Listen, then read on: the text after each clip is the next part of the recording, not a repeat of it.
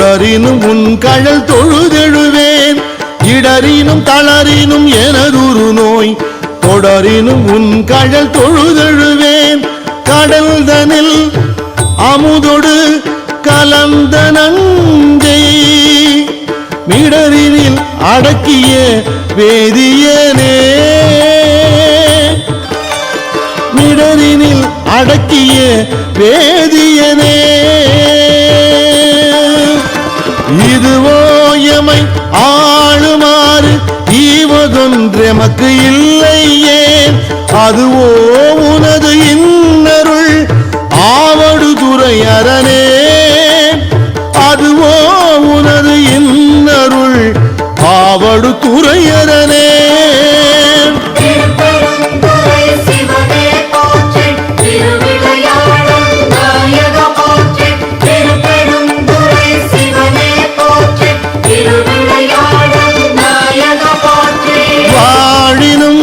சாவினும் வரிந்தினும் போய் வீழினும் உன் கடல் விடுவேனல்லேன்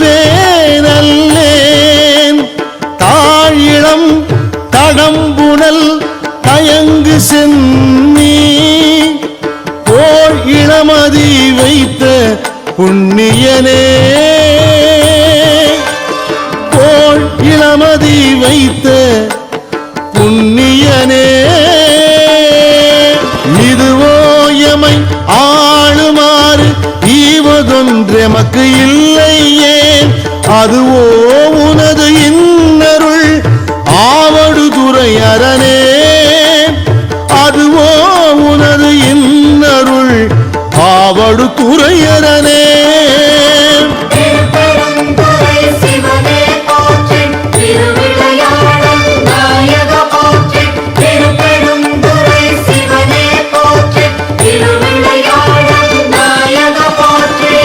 கனவினும் கனவினும் நம்ப உன்னை மனவினும் வழிபடல் மறவே நம்மான் புனல் விரி நரும் கொன்றை போது அணிந்த கனல் எரி அனல் புல்கு கையவனே கனலெறி அனல் புல்கு கையவனே இதுவோ எமை ஆளுமாறு ஈவதொன்றெமக்கு இல்லையே அதுவோ உனது இன்னருள் ஆவடுதுறை அரணே அதுவோ உனது இன்னருள் ஆவடுதுறை அரணே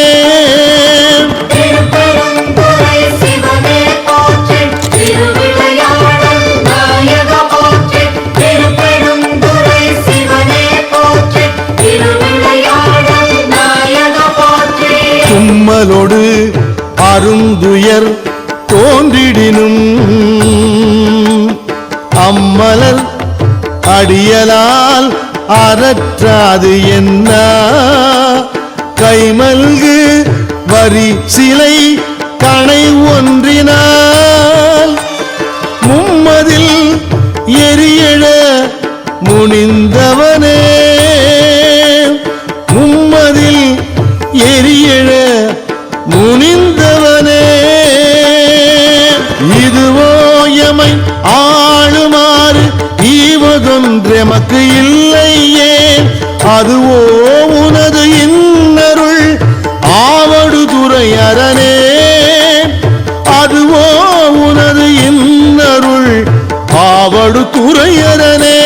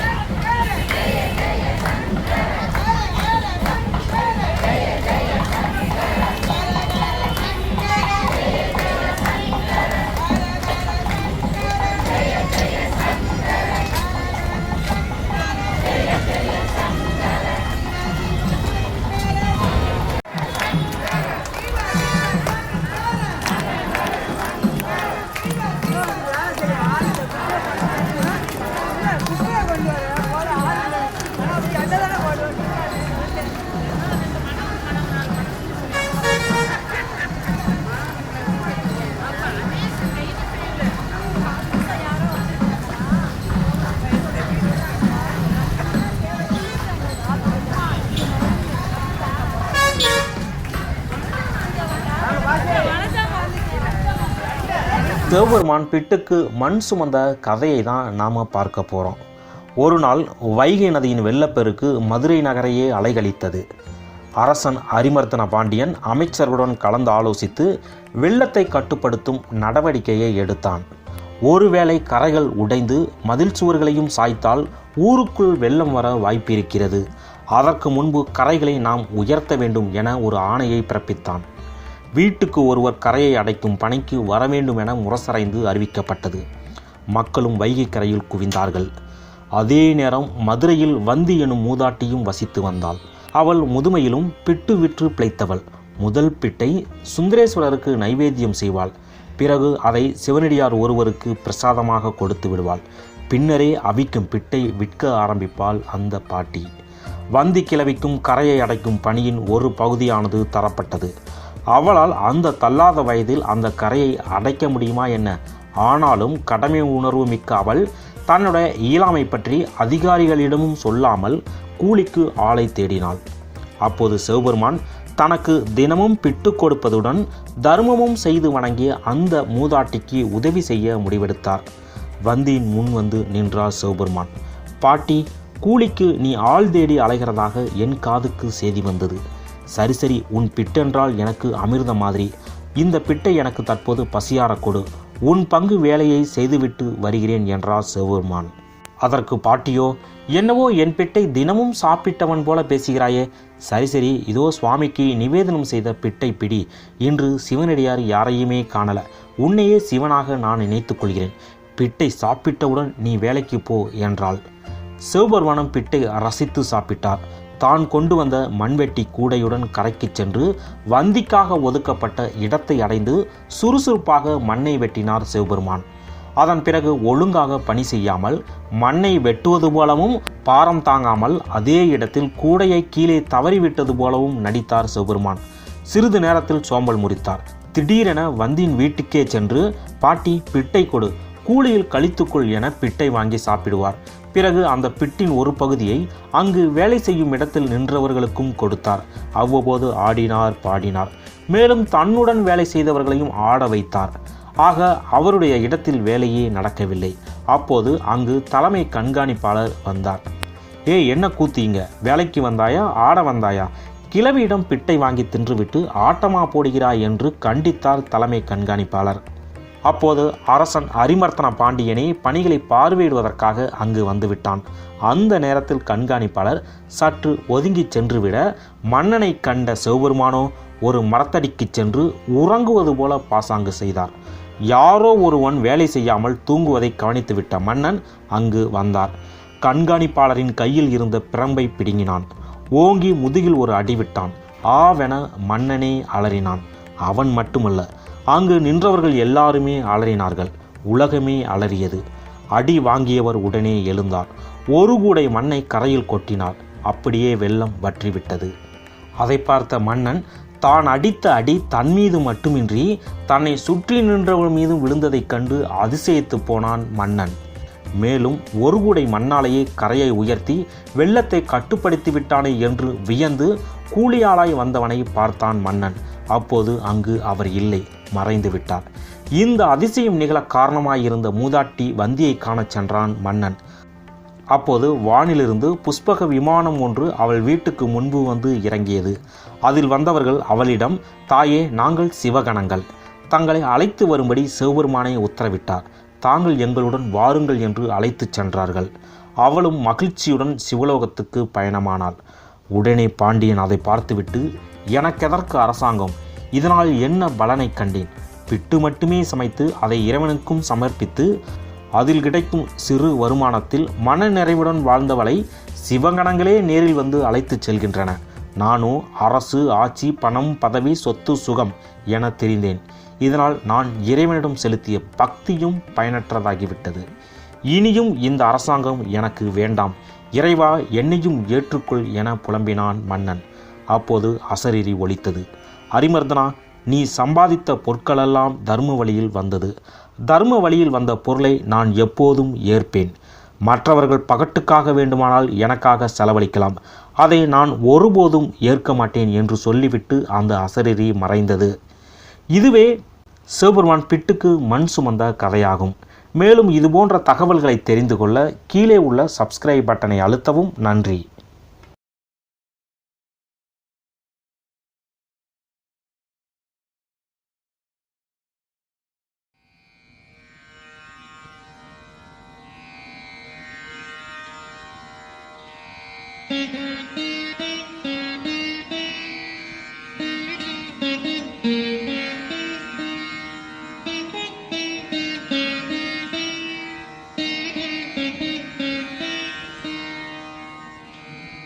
நமச்சிவாய வாழ்க, நாதந்தாள் வாழ்க, இமைப்பொழுதும் என் நெஞ்சில் நீங்காதான் தாழ் வாழ்க, போகலியாண்ட குருமனிதன் தாழ் வாழ்க, ஆகமம் ஆகி நின்றன்னிப்பான் தாழ் வாழ்க, ஏகன் அநீகன் இறைவனடி வாழ்க, வேகம் கெடுத்தாண்ட வேந்தனடி வெல்க, பிறப்பருக்கும் பிஞகந்தன் பெய்களல்கள் வெல்க, புறத்தார்க்குச் சேயோந்தன் பூங்கடல்கள் வெல்க, கரங்குவிவார் உண்மகிழும் கோன்கடல்கள் வெல்க, சிறங்குவிவார் ஓங்கி விக்கும் சீரோன் கடல் வெல்க.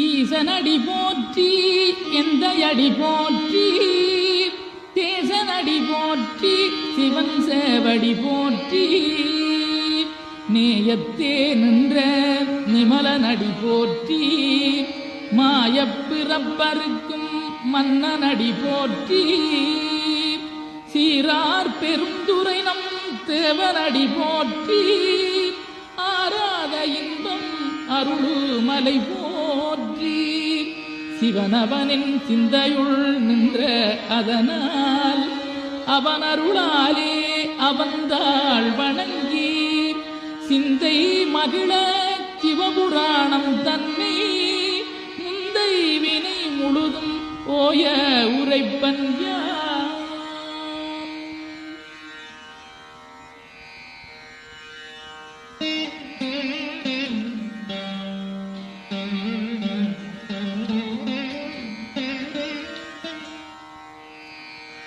கண்ணுதலாம் தன் கருணை கண்காட்ட வந்தெய்தி, எண்ணுதற்கட்டாகளிலார் கடலிறங்கி, விண்ணிறைந்து மண்ணிறைந்து மிக்காய் விளங்கொழியாய், எண்ணிறந்தெல்லை இலாதானே நின்பெறிந்தீர், பொல்லாவினையேன் புகழுமாறொன்றறியேன், புல்லாகிப் பூடாய் புடுவாய் மரமாகி, பல்விருகமாகி பறவையாய் பாம்பாகி, கல்லாய் மனிதராய் பேயாய் கணங்களாய், வல்லசுரராகி முனிவராய் தேவராய், செல்லா நின்ற இத்தாவர சங்கமத்துள் எல்லா பிறப்பும் பிறந்திழைத்தேன் எம்பெருமான்.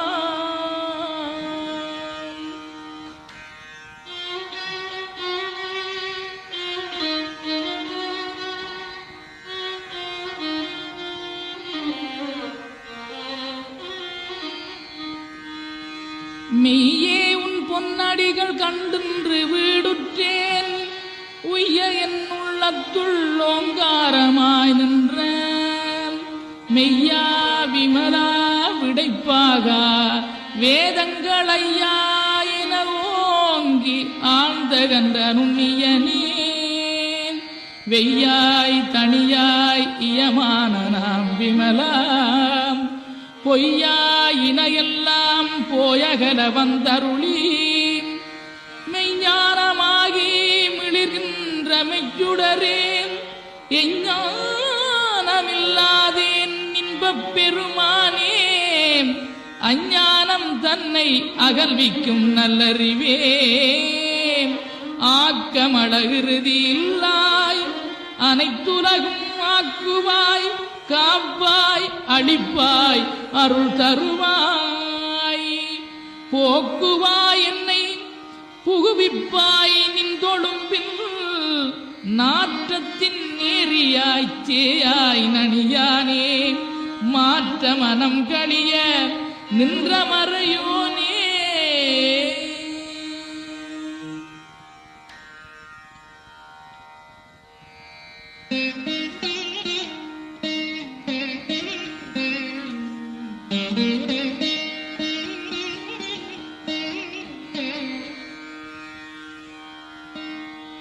கரந்தபால் கண்ணனோடு நெய்கலந்தாற் போல சிறந்தடியார் சிந்தனையுள் தேனூறி நின்று பிறந்த பிறப்பருக்கும் எங்கள் பெருமான் நிறங்களோரைந்துடையாய் விண்ணோர்களேத்த மறைந்திருந்தாய் எம்பெருமான் வல்வினையேன் தன்னை மறைந்திட மூடிய மாய இருளை அறம்பாவம் என்னும் அருங்கயிற்றாற் கட்டி புறந்தோல் போர்த்தங்கும் புடு அடுக்கு மூடி மலஞ்சோறும் 9 வாயிற்குடிலை மலங்க புலனைந்தும் வஞ்சனையைச் செய்ய விலங்கு மனத்தால் விமலா உனக்கு கலந்தகன் பாகி கதிந்துள்ளுருகும் நலம்தானிலாத சிறியேற்கு நல்கி நிலந்தன் மேல் வந்தருளி நீழ்கழல்கள் காட்டி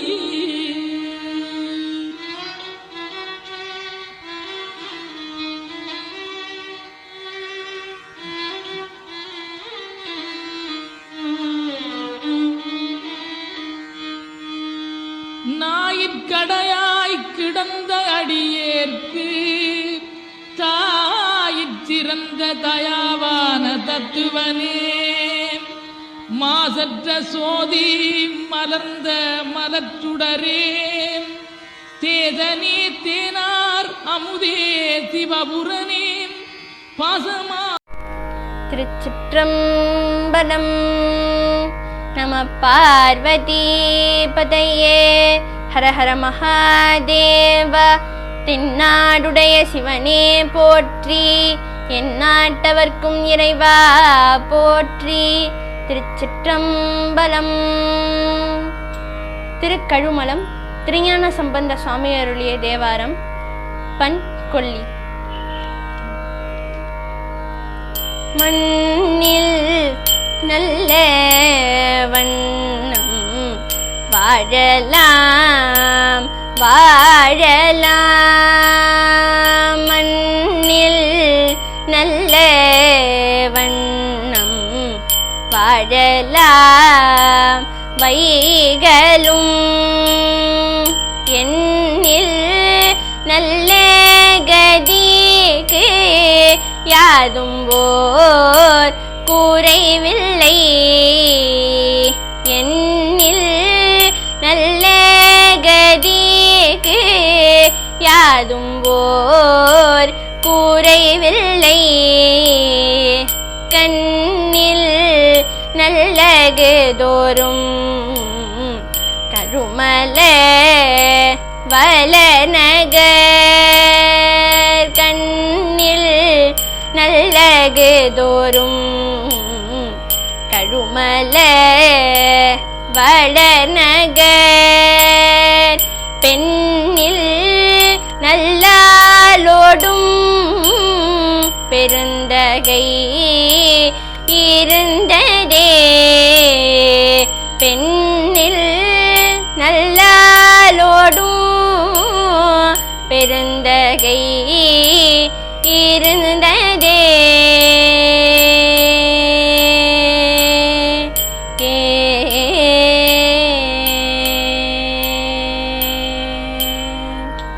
திருச்சிற்றம்பலம். அன்பு அதிகமா கொடுக்கிற ஒரு விதமான மனிதரை நீங்க எதிர்பார்ப்பு இல்லாம அன்பு, பாசம், மன்னிப்பு இதெல்லாம் கொடுக்கிற ரேரான மக்கள், கொஞ்சம் மனுஷங்களால தான் ஹியூமனிட்டி, இந்த உலகம் நல்லா இருக்கு. கொடுக்கிறவரா இருந்தா தான் நீங்க கடவுளுக்கு நிகரானவர்கள் அப்படின்னு சொல்லுவாங்க. Look back at all the scriptures. So அப்படி ஒரு மனிதரா நீங்க இருந்தீங்கன்னா உங்க எல்லாருக்கும் ஒரு பெரிய நன்றி. உலகம் ஒரு மாதிரி இருக்கு, நம்ம கொடுக்கறத திருப்பி கொடுக்கலன்றதுக்காக உங்க குணத்தை மாத்திக்காதீங்க. உங்களுக்கு யூனிவர்ஸ் ரொம்ப அழகா, ரொம்ப பெருசா ஒரு விஷயத்த கண்டிப்பா கொடுக்கும். ஒரு விஷயம் இல்ல, பல விஷயங்களை கொடுக்கும். அந்த ஒரு குணத்தை மட்டும் தொலைச்சிடாதீங்க. யாரோ ஒருத்தங்க சின்னதை ஏமாத்துறாங்க, யாரோ ஒருத்தங்க ஏதோ பண்றாங்க அப்படின்றதுக்காக உங்க நல்ல குணத்தையோ கொடுக்குற குணத்தையோ மாத்திக்காதீங்க. உங்களை மாதிரி ரேரான மக்கள் இந்த உலகத்துக்கு தேவைன்ற ஒரு விஷயத்த, அரிய விஷயத்தை புரிஞ்சுப்பீங்கன்னு நம்புறேன்.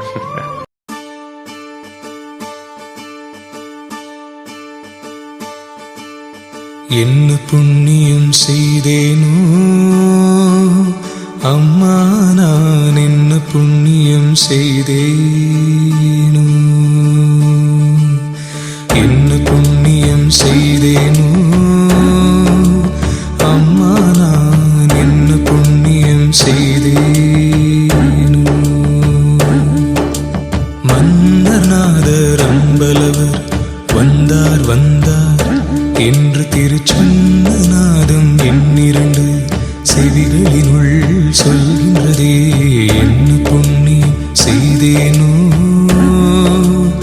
அம்மா, நான் என்ன புண்ணியம் செய்தேனோ.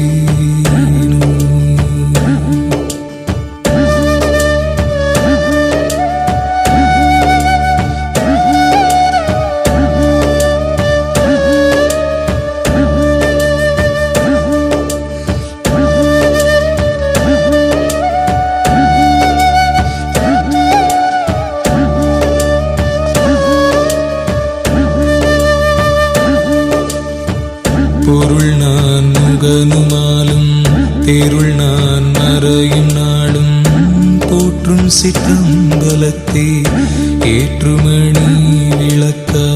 பொருள் நான் முகனுமாலும் தேருள் நான் மறையும் நாடும் போற்றும் சிற்றம்பலத்தே ஏற்றுமணி விளக்க. அருள் நாடகம் புரியும் கருணாநிதி அருணை, அருள் நாடகம் புரியும் கருணாநிதி அருணை ஆள வந்தார் வந்தார் என்றே இக்கால